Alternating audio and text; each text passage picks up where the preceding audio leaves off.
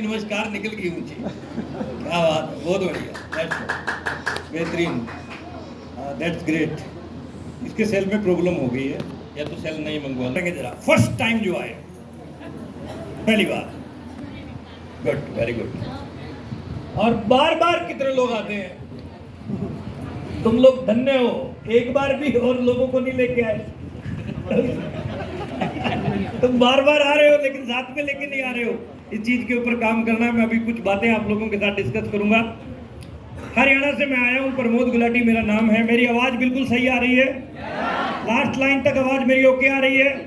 चलिए ठीक है, बहुत बढ़िया। अभी मेरे से पहले जो सज्जन स्टेज के ऊपर थे, बहुत सारी बातें आप लोगों के साथ में डिस्कस हुई। रॉयल्टी अचीवर आए, टेक्निकल अचीवर आए, एमराल्ड आए, स्टार एमराल्ड आए, सभी साथियों ने आपके साथ में बातचीत की है। आज हम अगला कुछ समय आपके बीच में है, लेकिन हम आपके साथ एक चैलेंज करना चाह रहे हैं। चैलेंज करें क्या? चैलेंज ये है कि आप आए हो मेहमान बन के, लेकिन जाओगे महान बन के। Are you ready? एक बार थोड़ी सी आपकी खून की गति मेरे को तेज करनी पड़ेगी, ठंडा हो रहा माहौल। क्यों?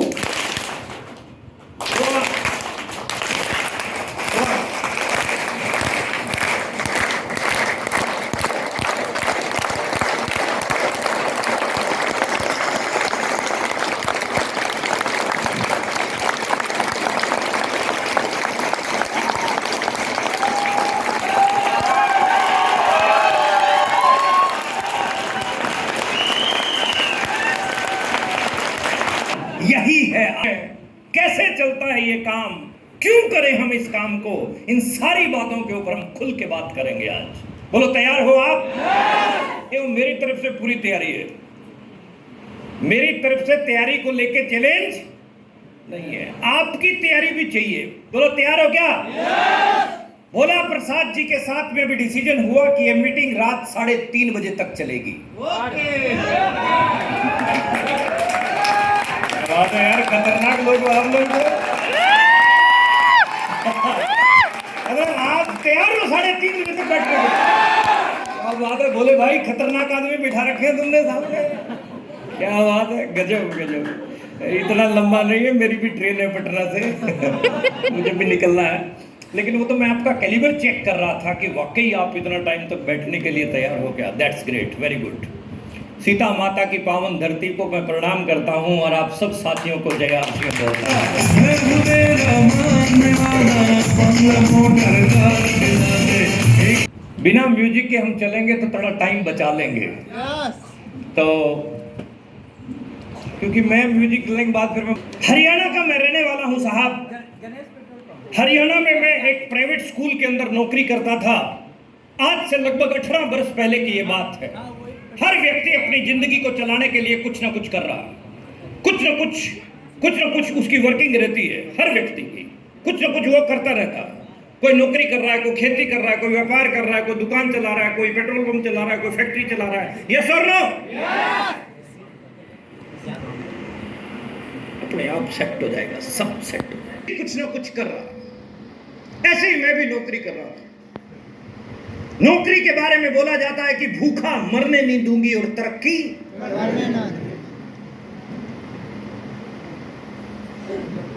लेकिन सपने मेरे बहुत बड़े बड़े थे कि मैं हवाई जहाज में उड़ूं, लंबी लंबी कारें हों। ख्वाब मेरे बहुत बड़े बड़े थे। क्या आप लोगों के सपने हैं क्या? कितने लोगों के सपने हैं? एक बार हाथ खड़ा करोगे? क्या बात है सीतामढ़ी, गजब। आप सबके सपने हैं? सपने 2 प्रकार के होते हैं।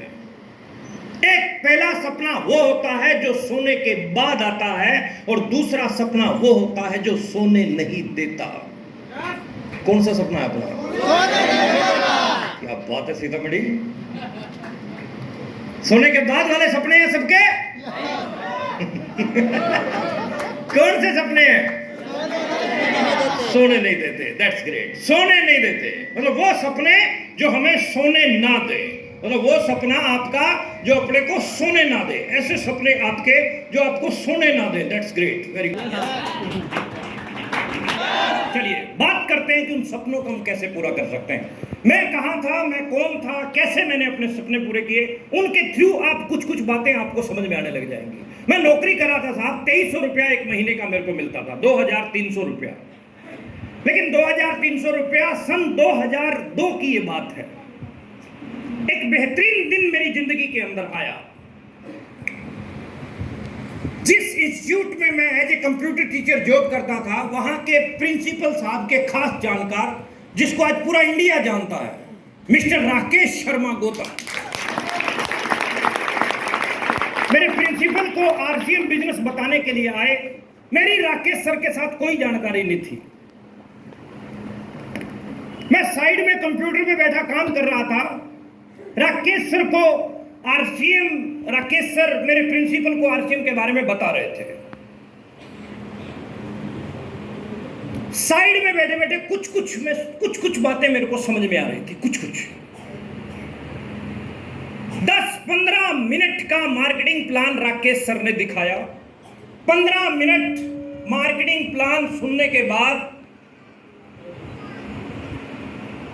मेरे प्रिंसिपल का कोई फोन आ गया अर्जेंट, और वो बोले कि मेरे को जाना पड़ेगा, बहुत जरूरी काम है, और ये जो है बिजनेस इसको मैं नहीं कर सकता, क्योंकि हर व्यक्ति की समझ में नहीं आता ना। हर व्यक्ति की समझ में आता है क्या आरसीएम? ऊपर वाले की मर्जी के बिना पत्ता नहीं हिलता। ये कह के मेरा प्रिंसिपल निकल गया, और राकेश सर जो कि मेरे प्रिंसिपल को समझाने आए थे वो भी जाने लगे। जैसे ही राकेश सर मेरे ऑफिस से बाहर निकलने लगे, मेरे अंदर से पता नहीं ऊपर वाले ने क्या मैसेज भेजा, आई डोंट नो।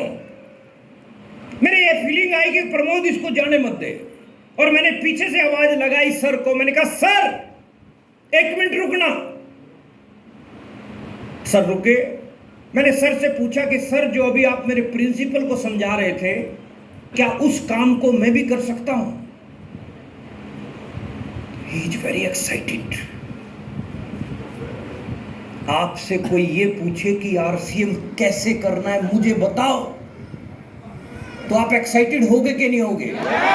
पूरा घुस जाओगे उसके अंदर। ऐसे ही वो भी पूरा एक्साइटेड हुए, पूरी एक्साइटमेंट बोला यस व्हाई नॉट, इसको तो कोई भी कर सकता है, इसको तो कोई भी कर सकता है, बड़े आराम से आप भी कर सकते हो इसको। चलो अंदर बैठते हैं, अभी समझाते हैं आपको।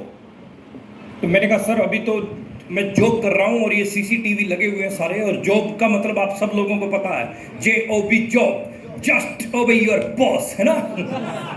हाँ जी की नौकरी, ना जी का घर। यस सर, ओके सर करते हो तो नौकरी चलती है। एक बार नो सर बोल के देखो, एक बार नो सर बोल के देखो। मैंने कहा सर अभी तो मैं जॉब पे हूं, शाम को मुलाकात करते हैं। शाम को हमने मुलाकात की। शाम को हमारी मुलाकात हुई। 10, 12, 15 मिनट हमने आरसीएम बिजनेस के बारे में जानकारी ली। मुझे विजन क्लियर हुआ, जब कोई बात समझ में आ जाए तो उस पर एक्शन लेना चाहिए या सोच विचार करना चाहिए। तुरंत मैंने एक्शन लिया, आरसीएम का फॉर्म साइन किया और काम करने का मूड बनाया।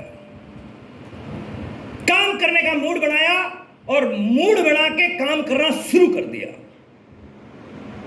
एक लाइन बोली जाती है कि आधी अधूरी नॉलेज आधे रिजल्ट नहीं देती, बल्कि बिल्कुल भी रिजल्ट नहीं देती। ये सुन लो, आधी अधूरी नॉलेज के साथ हमने काम की शुरुआत की।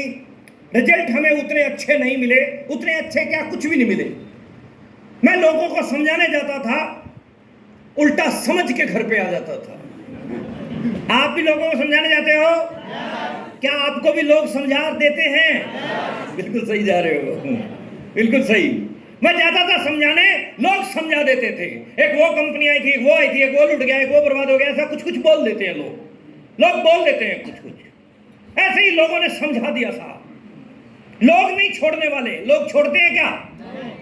मतलब बड़े बड़े पीर, पैगंबर, ओलिया, नानक, ईसा होके चले गए, लोगों ने किसी को नहीं छोड़ा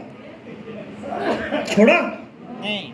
आप पूरा दिन खाली रहो, पूरा महीना खाली रहो, पूरा साल खाली रहो, लोग कहेंगे निठल्ला है, सारा दिन घर पे पड़ा रहता है। अब पूरा दिन रात मेहनत करो, पूरा महीना कड़ी मेहनत करो, पूरा साल 2 साल कड़ी मेहनत करो, लोग फिर भी कहेंगे 99 के चक्कर में है, नोटों के चक्कर में है। कहेंगे कि नहीं कहेंगे? लोगों की आदत है ढोल की तरह से दोनों तरफ से बजना।